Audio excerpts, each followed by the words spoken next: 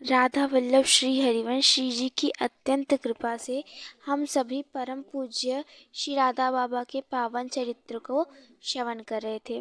लाडली जी की कृपा से हमने कल श्रवण किया कि बाबा अपने गांव फरकपुर आए थे और वहां पे उन्होंने कुछ दिन बिताया। एक और बड़ा सुंदर प्रसंग आता है उनकी माँ के संग। तो माँ के संग एक अच्छा प्रसंग आता है। माँ अपने हाथ से बाबा को भोजन कराती थी। एक बार पास ही बैठी हुई थी और माँ से बाबा ने पूछा। बाबा पूछते हैं, मैंने ऐसा सुना है कि तुमने पूजा पाठ ही छोड़ दिया है। माँ बहुत भोली और वात्सल्य में वो माँ कहती है सहज रीति से कि वह भगवान भी भला कैसा है जो मेरे होनहार बेटे को मुझसे अलग कर दे। मेरा तो उस भगवान से विश्वास ही उठ गया है। तो बाबा दूसरी बार पूछते हैं, फिर से पूछते हैं, तुम तो पहले बहुत पूजा करती थी, पूजा पाठ किए बिना कुछ खाती नहीं थी, तेरे नियम बड़े कठोर थे, क्या सचमुच में तुमने पूजा छोड़ दी, सब छोड़ दिया? माँ ने बताया, बस केवल 2 ही माला जप करती हूँ। तब बाबा ने पूछा, जब तेरा विश्वास भगवान के ऊपर से हट गया है तब तू फिर 2 माला क्यों जप करती है? माँ ने उस सरल रीति से जवाब देते हुए कहा, एक माला तो इसलिए जप करती हूँ कि शायद भगवान हो, यदि वे हों तो एक माला उनके लिए जपती हूँ और दूसरी माला तुम्हारे लिए। तुमने बड़ी कच्ची आयु में संन्यास ले लिया। भगवान से प्रार्थना करती हूँ कि मेरे बेटे जो जो उसको धर्म मिला वो उसको निभा सके और मेरी कहीं कोख जो है वो कलंकित ना हो जाए। जब माँ की जवाब बाबा ने सुना तो बाबा के नेत्रों में अश्रु आ गए और अश्रु की धारा बहने लग गई। फिर बाबा ने तुरंत ही माँ से कहा, तू विश्वास रख, तेरी कोख को कभी भी मैं कलंकित नहीं होने दूंगा। यह मैं अपने बल पे नहीं कहता, मैं किसी अचिंत्य शक्ति के बल पर यह कह रहा हूँ जो मेरे जीवन का संचालन कर रही है। इसके अतिरिक्त जो तेरा वात्सल्य, जो तेरा प्रेम है, ये तो मेरे लिए रक्षा कवच का कार्य करेगा ही। तू सच मान, तेरी कोख कलंकित नहीं करूँगा, अपितु उसकी कीर्ति अत्यधिक उज्जवल करूँगा। तू विश्वास रख। तो इसके बाद माँ ने अपने सन्यासी बेटे के सर पर थोड़ा हाथ फेराया। फिर 2-3 दिन बाबा वहाँ ठहरे अपने गांव और फिर उसके बाद उनकी विदाई हो गई। अब जब बाबा की विदाई हो रही थी तो जो उनके माता पिता थे वे तो बहुत दुखी थे। साथ ही साथ जो घर वाले थे, गांव वाले थे, वो भी बहुत दुखी थे। सब जुट गए थे। सबको ऐसा लग रहा था क्या हो रहा है, यहाँ से बाबा जा रहे हैं, चकधर जी जा रहे हैं। सबकी आंखों में बहुत ही आंसू थे। कई तो सिसक सिसक के रो भी रहे थे। तब उसी भीड़ में चल रहे हैं और उसी भीड़ में जो मैया है वो अपने बाबा यानी कि अपने पुत्र को खिला भी रही हैं। फिर वहाँ से सबने बड़े दुख में बाबा को विदा किया और फिर बाबा कलकत्ते आ गए इंटरमीडिएट की पढ़ाई करने के लिए। इस समय बाबा कलकत्ते में इंटरमीडिएट के 2य वर्ष में पढ़ रहे थे, दूसरा वर्ष चल रहा था। तो बाबा ने अपने बड़े भाई से कहा, इंटरमीडिएट की शिक्षा में 1.5 वर्ष तक आपने मुझ पर बहुत व्यय किया।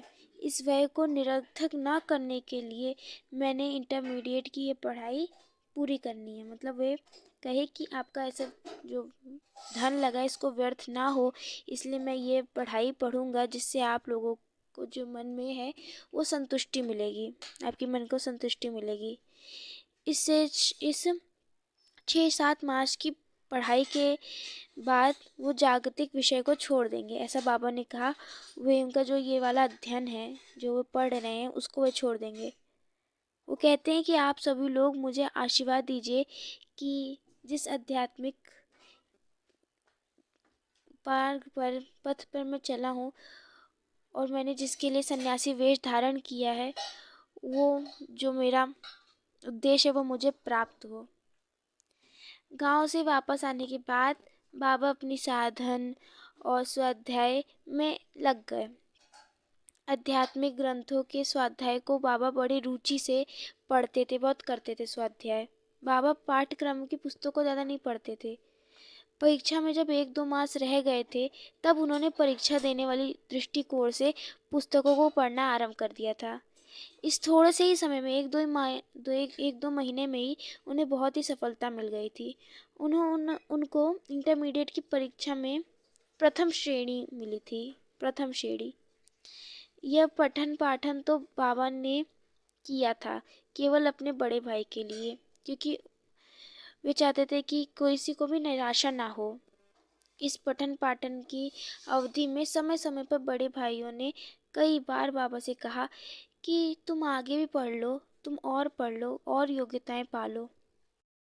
तो बाबा इन सब चीज़ों के लिए राजी नहीं हुए, भले उनके बड़े भाई ने जितना भी कहा। बाबा की प्रतिभा से महाविद्यालय के अध्यापक गण भी बहुत ही प्रभावित थे, क्योंकि बाबा बहुत अच्छे छात्र थे। उनसे कई अध्यापकों ने ऊंची पढ़ाई करने के लिए सुझाव उनको दिया, पर बाबा ने मना कर दिया, स्वीकार नहीं किया। जब जब ऐसा सुझाव आता था तो बाबा यही कहते थे, अब तो दूसरी ही पढ़ाई करनी है, अब दूसरी ही पढ़ाई पढ़नी है। इंटरमीडिएट की परीक्षा देने के तक बाबा अपने बड़े भाई के साथ ही रहे।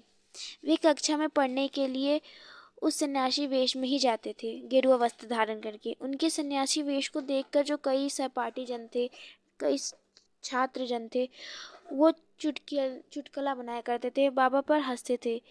किंतु अब तो वेश परिवर्तन के साथ बाबा का जो बोलना, मिलना, रहना, चलना, वो सारा ढंग बदल गया था।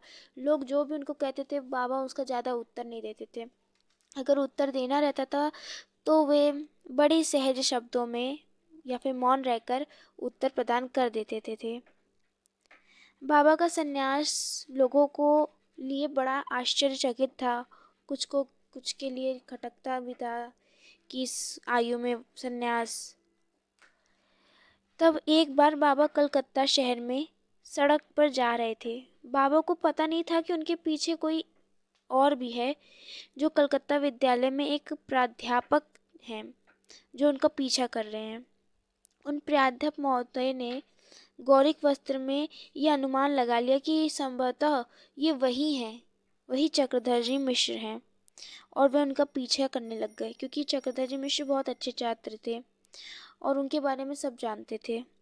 वे चाह रहे थे कि इनसे मैं 2 बात कर लूं, बस 2 बात। तो बाबा आगे आने बढ़ने लग गए और काले स्क्वायर नामक स्थान पर आकर एक बेंच पर बैठ गए। बाबा बैठे ही थे कि वो प्राध्यापक महोदय उनके सामने आ खड़े हो गए। बाबा ने पहचान लिया कि ये अर्थशास्त्र विभाग के वही अध्यक्ष हैं। उन्हें सामने देखकर बाबा तुरंत ही खड़े हो गए और उनसे बेंच पर बैठने के लिए कहा कि आप बेंच पर बैठिए। जो प्राध्यापक महोदय थे उन्होंने कहा, आप ही बैठिए। बाबा ने कहा, यह कैसे हो सकता है कि मैं बैठा रहूं और आप ऐसे खड़े रहेंगे। तो प्राध्यापक महोदय ने कहा, आपने गौरिक वस्त्र धारण कर लिया और धर्म के अनुसार, मर्यादा के अनुसार आपके सामने मुझे खड़ा रहना चाहिए और आप बैठे रहना चाहिए, आपको बैठना चाहिए। इतना कहकर उन्होंने फिर पूछा, मेरा अनुमान क्या सही है कि आप वही चक्रधर मिश्र हैं जो विद्यार्थी हैं? तो बाबा ने उनके जो कथन थे उसका जवाब दे दिया कि हाँ हाँ, मैं उत्तर दे दिया। अब वो जो अध्यापक थे उनके अंदर बहुत ही चक्रधर जी महाराज के प्रति, बाबा के प्रति बहुत वात्सल्य था, तो उनके नेत्रों से थोड़े अश्रु बिंदु भी निकल रहे थे सहज ही। फिर स्नेह भरी वाणी में उन्होंने कहा, मैं लगभग 1 मील से आपके पीछे पीछे चल रहा हूँ। आपको सन्यासी वेश में देखकर मेरे मन में एक जिज्ञासा उत्पन्न हो रही है। इतनी छोटी उम्र में आपने सन्यास क्यों ले लिया? तो बाबा के लिए इस प्रश्न का उत्तर तुरंत देना बड़ा कठिन हो रहा था, क्योंकि यह संभव नहीं था कि जीवन के वो सारे चढ़ाव उतार का वर्णन संकेत रूप में कुछ ही देर में दे सकें। तो उनके लिए थोड़ा कठिन हो रहा था। परंतु इस असमंजस की स्थिति में बाबा ने केवल यही इतना उत्तर दिया कि जगत में कुछ सार दिखलाई नहीं दिया, इसलिए जगत में अतीत परम तत्व की प्राप्ति के लिए संन्यास ले लिया, यानी कि भगवत प्राप्ति के लिए संन्यास ले लिया। इस छोटे से उत्तर से प्राध्यापक महोदय को बड़ा ही सांत्वना मिली और संतोष मिला, और उनके नेत्रों में फिर से आंसू आ गए और कपोलों तक आ गए।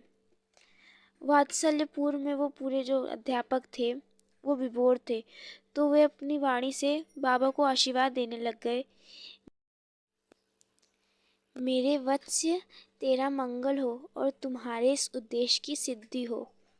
इस प्रकार इतना हार्दिक उन्होंने आशीर्वाद बाबा को प्रदान दिया, और गुरुजनों का यह आशीर्वाद बाबा के जीवन में सदैव ही मंगल का विधान करता रहा है।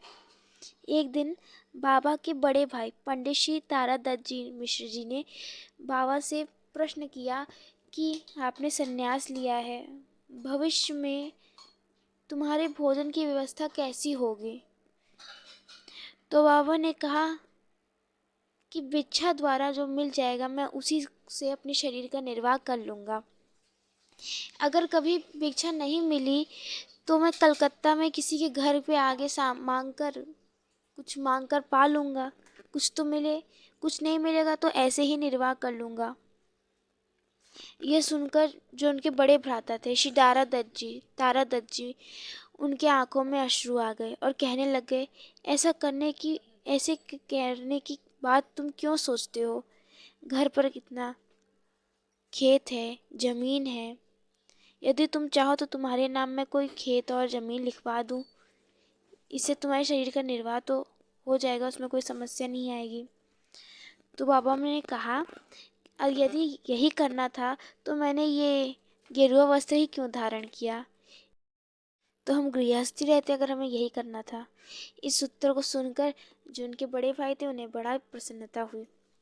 उसके बाद बाबा एक दिन बैठे तो उनको वो पुराना प्रसंग याद आया। कौन सा वाला? वही प्रसंग जब उन्होंने एक रमल विद्या वाले साधु से पूछा था कि उनके भविष्य के बारे में। तो वो बताए थे ना कि इस वर्ष में इस मास में आपके साथ ऐसा होगा और आपका भाग्योदय होगा। और ठीक जब बाबा ने किया तो उन्हें पता चला कि हाँ, ये एकदम सत्य हुआ, और उनका भाग्योदय भी हुआ उसी दिन जिस दिन उन्होंने संन्यास लिया। और संन्यास के बाद बाबा को जैसा अनुभव हुआ, बाबा कहते थे कि उन्हें बहुत अच्छी अनुभूति हुई थी, जिसके बारे में वो जानते हैं। तो श्री जी की कृपा से आज के प्रसंग को यहीं पे विराम देते हैं। लाडली जी की अत्यंत कृपा से आगे के प्रसंग को हम कल जल्दी ही श्रवण करेंगे। तब तक के लिए आप सभी भक्तों को राधा वल्लभ श्री हरिवंश।